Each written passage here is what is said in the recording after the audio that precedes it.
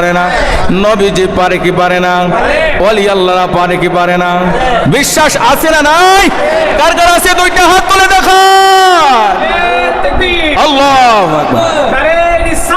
ইয়া রাসূলুল্লাহ। আহলে সুন্নাত ওয়াল জামাত জিন্দাবাদ জিন্দাবাদ। সকলের বিশ্বাস আছে তো? ওলি আল্লাহরা পারে কি পারে না? আল্লাহর রাসূল পারে কি পারে না? এই ক্ষমতা আছে না নাই? আমাদের সমাজে এমন তো লোক আছে ওলি আল্লাহদের শান গান গাইলে তাদের গায়ের মধ্যে আগুন ধরে যায়, আছে না নাই?